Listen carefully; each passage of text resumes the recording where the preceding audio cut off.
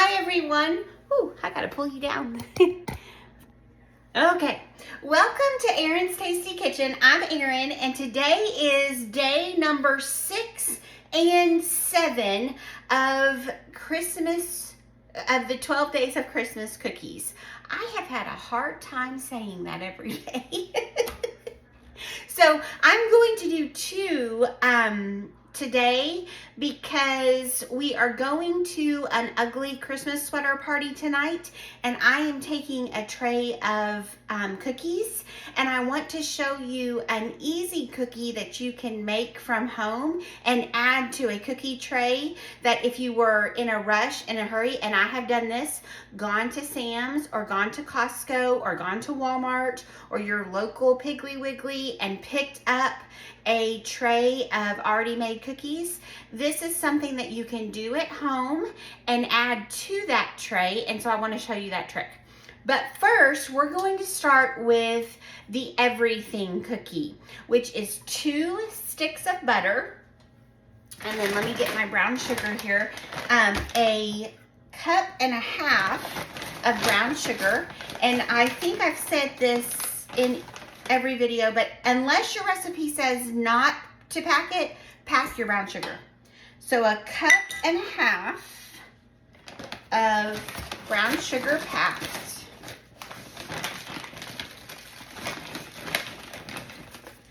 And then I believe it's a half a cup.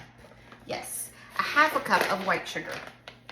And like always, we're gonna get that butter and sugar incorporated. The butter will be fluffy and the sugar will almost be, well, it will be a part of the butter. You won't necessarily be able to tell the butter from the sugar apart from each other, if that makes sense. Hopefully it does. Okay, so I'm gonna get it, my butter is soft, so I'm gonna put it on 2 or 4. I've got it on 4 now. Just speeds up the time.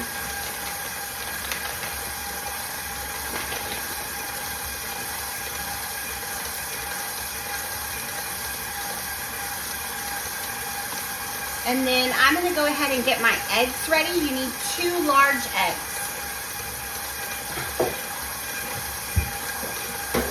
Whenever I have to do more than 1 egg, I always do it in a separate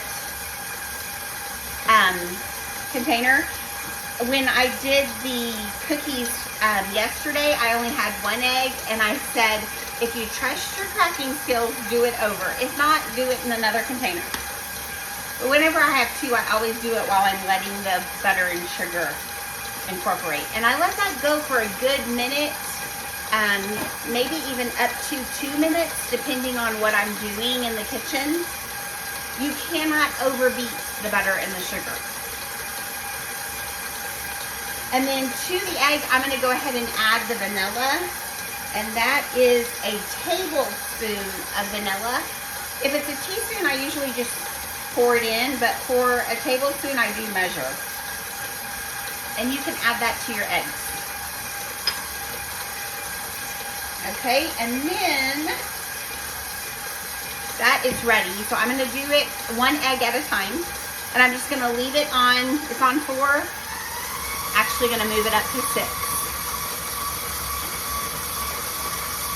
And let that get really good incorporated into the sugar, to where you do not see the egg at all. And then I add the next. And then I just let that one get really good and incorporated. Okay, at this point, I'm gonna start the dry ingredients so you can stop beating. But I will tell you, sometimes I let that just go because you cannot overbeat it, in my experience. Okay, I'm gonna start with flour. Most of you, I would think, my grandma, I don't remember my grandma spooning her flour, and she might have. I know she sifted. But I just kind of take my scoop and fluff the flour. Because of it's the baking season, I don't have my flour in my jar. I just kind of, because I run out of flour fast. But I just kind of go like that. So you're gonna do 1.5 cups of flour. Oh, there went my recipe. And then the same amount of oatmeal, 1.5 cups of oatmeal.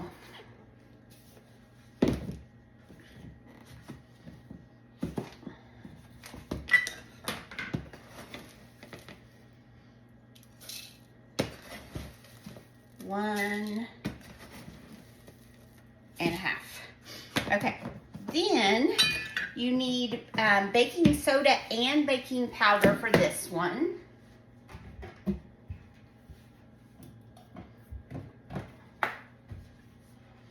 I don't know how many of you have started using the baking powder without aluminum in it.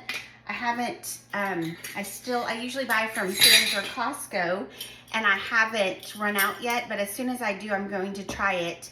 You might leave me a comment if you know anything about that. I'm just now starting to study the aluminum and all of that. So, okay, look at my recipe. 1 teaspoon of baking powder. Ooh. Into the dry mix, not the wet. And then 1/2 teaspoon of baking soda. Oh. Then you're gonna do 2 teaspoons of salt. And I know that sounds like a lot of salt, but it's a lot of unsalted ingredients. Okay, then you're going to add 1 cup of mini M&Ms. Now, I have the red and green M&Ms, the regular size M&Ms, but I just really like how the mini go in this recipe, and so I don't want to change that. So I'm sticking with the mini chocolate chips. And I only have about 3/4 a cup. So that's gonna work. I'm not gonna stress about that. That's why these are everything. You kind of just take what you have and get it to the closest amount. So then it is 3/4 a cup of chocolate chips. And then when we made our toffee pecan crunch cookies, it did not use the whole bag of Heath bars, so save it because you can use it, the rest of it, in the everything cookies. And I'm pretty sure, yeah, it's 1/2 cup. Okay. And then the next ingredient is peanut butter chips.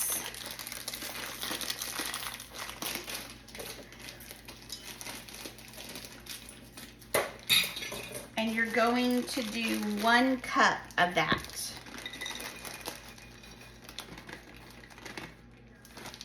And so that is like, because there's usually 2 cups, so you're using 1 cup, and then you're gonna save this because I'm gonna show you a peanut butter cookie that you're gonna use these for. Okay, so then you have this wonderful job of getting all of those ingredients covered in the flour. and I chose too little of a bowl.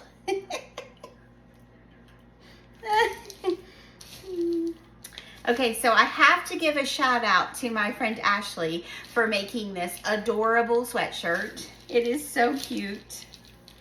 If it was not an ugly Christmas sweater party tonight, I would be wearing this.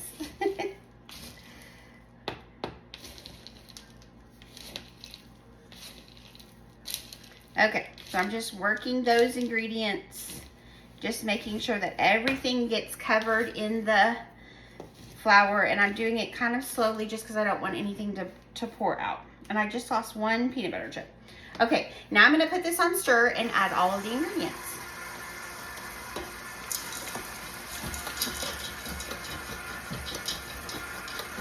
Okay, and then I will let that go until all of the flour is mixed in with the butter and the sugar, and that's right about now. And so then I do a last hurrah,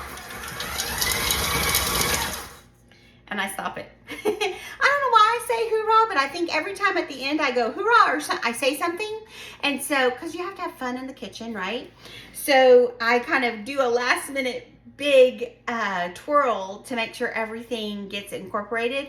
And then when I take it down, I can see that there's not any flour stuck on the sides, and then I will use my spatula and just go to the bottom and just make sure that there's not any flour, and there's not. It's all mixed in real good. This also the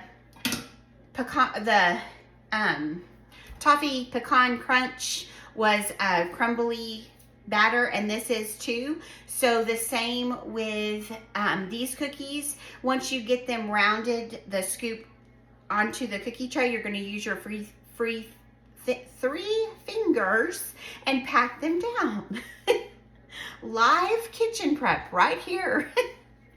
Okay, so I'm going to get these onto the cookie pans and then get them into the oven. It's a 375-degree oven for 15 minutes. If you're doing drop cookies by like a tablespoon drop cookie, you're going to do, you can still do 375, but I would say more like 8 to 10 minutes, probably in between 8 to 10 minutes for a tablespoon.